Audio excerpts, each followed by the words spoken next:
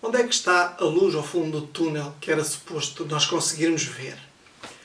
Estamos num novo confinamento, as notícias mostram hospitais a arrebentar pelas costuras, nós sabemos que vem aí também uma onda de desemprego.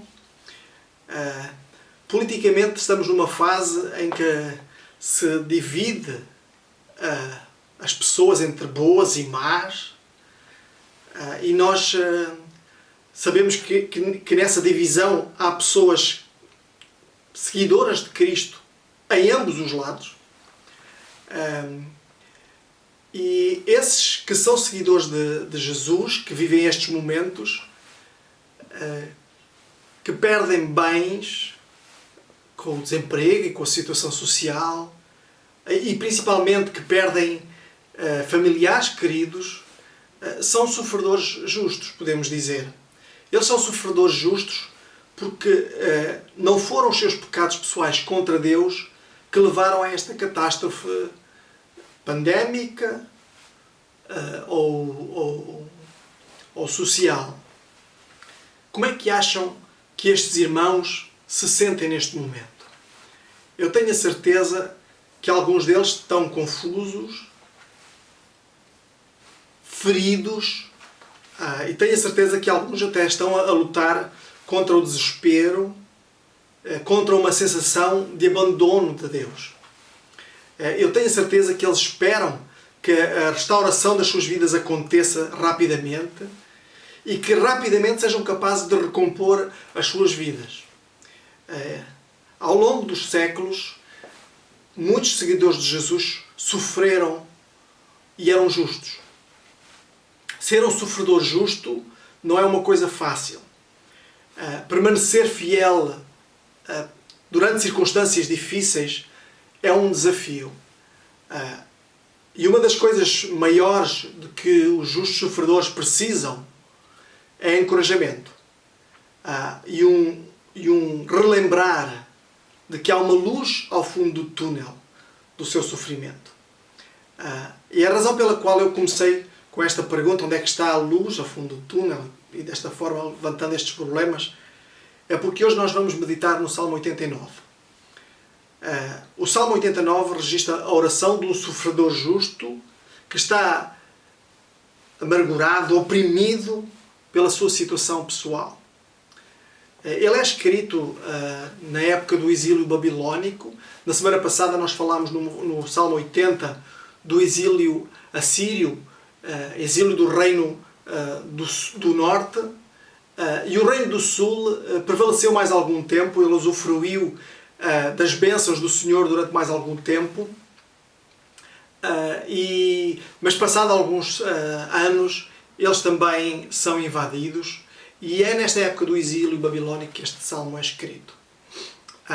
E este salmo encaixa-se num período histórico de 70 anos, que foi o exílio do povo de Israel, o povo do Reino do Sul, o povo de Judá, na Babilónia. E do versículo 1 ao versículo 37, o salmo tem um tom otimista, de adoração. O autor vai louvando o Senhor, falando da sua santidade, da santidade do Senhor, falando da justiça do Senhor, da fidelidade do Senhor, da bondade. E depois do versículo 38 ao versículo 51, o texto dá uma volta de 180 graus. Depois de louvar a Deus continuamente pela sua bondade, pelo amor, pela fidelidade, de repente o autor desmorona. E quase que há um choro aqui, e a pergunta: para onde é que foi o amor de Deus?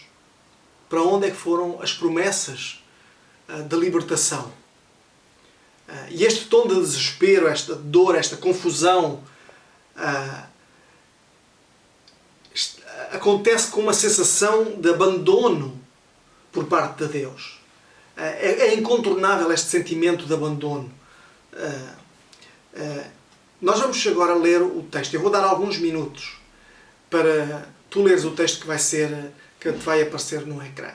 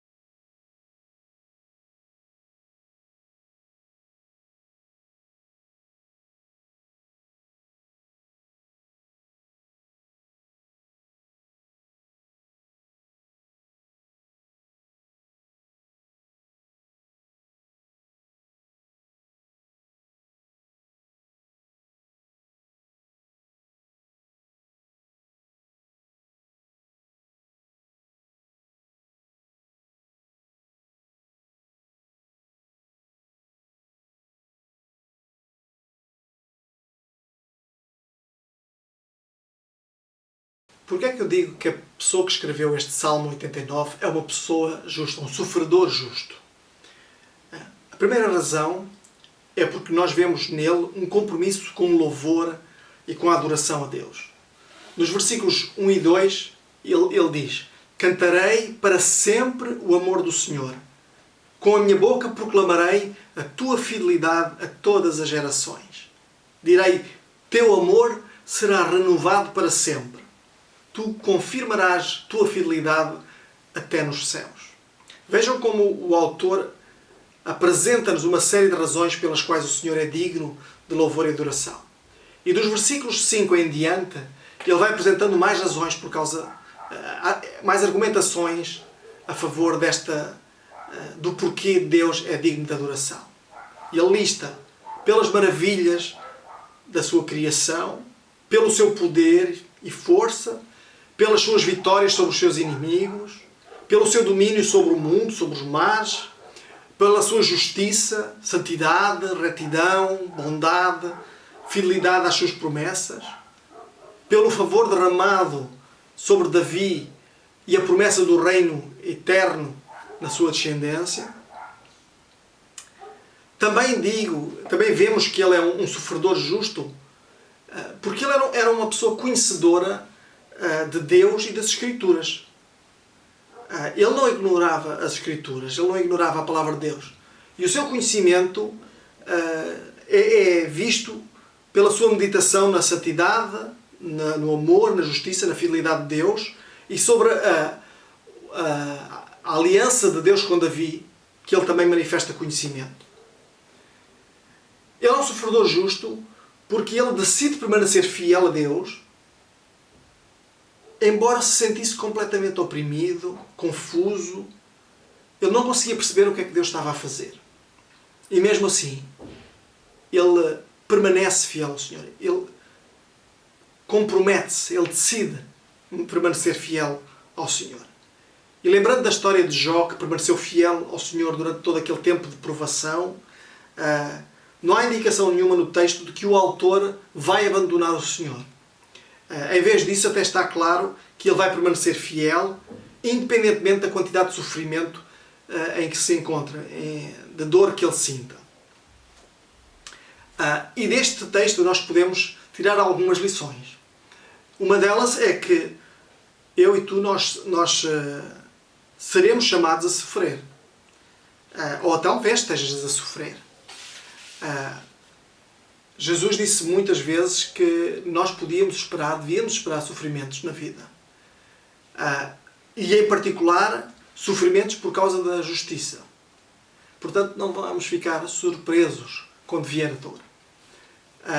Nós sabemos, em última instância, que o maior, o último sofredor justo foi o Senhor Jesus. E em Isaías, nós lemos no capítulo 53, a respeito deste Jesus, que ele foi desprezado, rejeitado pelos homens, homem de dores e familiarizado com o sofrimento. Então, tu e eu, nós precisamos nos preparar de coração, de mente e perceber que a atual situação também nos pode atingir.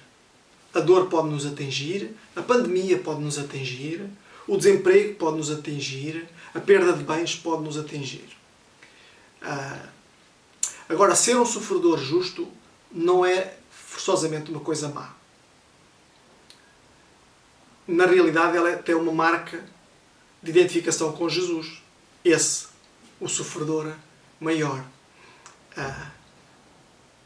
Nós, como seguidores do Senhor, não devemos ter problemas em expressar as nossas dúvidas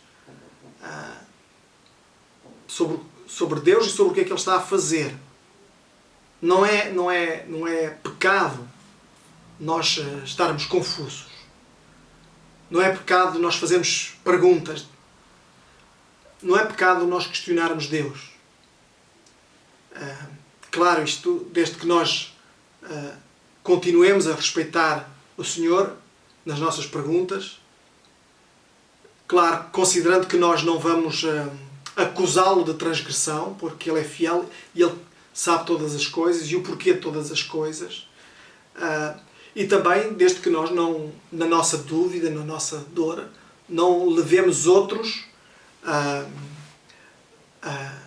afastarem-se da fé.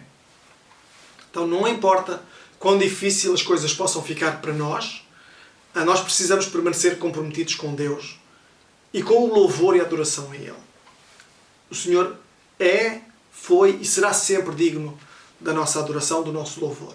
Em Apocalipse 4:11 está escrito: Tu és digno, nosso Senhor e Deus, de receber honra, glória e poder, pois tu criaste todas as coisas e por tua vontade elas foram criadas e existem. Em Hebreus também diz: porque necessitais de perseverança para que alcanceis a promessa depois de haver desfeito a vontade de Deus. Pois aquele que vem virá dentro em breve e não tardará. Então o Senhor sabe todas as coisas. E contrariamente ao que os nossos sentimentos às vezes nos fazem sentir, nos levam a pensar, Deus é fiel às suas promessas. E Ele mantém sempre a sua palavra. E o autor deste salmo lutou com isto. Mas a Bíblia registra toda a fidelidade do Senhor. A fidelidade do Senhor à sua própria palavra. E se nós formos ver as promessas de Deus ao longo das Escrituras, as promessas de Deus para o seu povo, nós vamos ver e vamos concluir que Ele sempre foi fiel. E isso traz-nos a segurança, a esperança de que Ele será fiel também. E Ele foi fiel nos pequenos detalhes, até nos pequenos detalhes. Ele será fiel também. O Salmo 145, no versículo 3, diz: O Senhor é fiel a todas as suas promessas e amoroso com tudo o que faz, com tudo o que fez. O apóstolo Paulo também escrevia à igreja de Corinto, no capítulo 1, e há aqui uma relação que podemos fazer com o Salmo 89. Ele diz: Pois não importa quantas promessas Deus fez, elas são sim em Cristo. Então o cerne do Salmo 89 está na discussão da promessa especial de Deus a Davi, de que ele teria um trono que duraria para sempre e que o rei da linhagem de Davi reinaria eternamente. E embora da perspectiva do autor isto fosse visto muito de uma perspectiva humana e aparentemente estaria em risco de falhar, a realidade é que o rei Jesus é o cumprimento fiel da promessa do Senhor. Então, ao contrário do que às vezes nós possamos pensar, Deus nunca nos abandonará. E o autor tinha esta certeza também. O profeta Isaías, no capítulo 49, relacionando também este ponto do cativeiro babilónico, ele diz: Mas Sião disse: O Senhor me abandonou, o Senhor se esqueceu de mim. Pode uma mãe esquecer-se do bebê com ela, esquecer o bebê com ela e não ter compaixão do filho que ela deu à luz? Embora ela possa esquecer, o Senhor não se esquecerá de ti. Veja, eu gravei nas palmas das minhas mãos. Então o autor sabe também que o Senhor não irá abandonar. O autor de Hebreus diz que o Senhor diz: Nunca te deixarei, jamais te desampararei. Deste modo, com plena confiança, digamos, Hebreus capítulo 3, versículos 5 e 6. O Senhor é quem me ajuda, não temerei. Que poderá fazer o homem? O Senhor é fiel e o Senhor não nos abandona. E o salmista sabia. Ele sabia. E a primeira coisa que o salmista, neste momento, nós podemos ver que ele precisava, porque ele adorava o Senhor, ele tinha o coração, tinha amor pelo Senhor, a sua fé estava no Senhor, contudo ele estava desalentado, estava oprimido por sofrimento, e nós perguntamos o que é que ele precisava neste momento. Se a sua fé estava no Senhor, se ele sabia que o Senhor não ia desamparar, o que é que ele precisava? Ele precisava de encorajamento. E nós também precisamos de encorajamento. Às vezes vamos pensar de nós mesmos onde é que está a luz era supostamente, ela foi prometida, há sempre uma luz ao fundo do túnel, o Senhor tem palavras, tem promessas para connosco. Onde é que está a luz?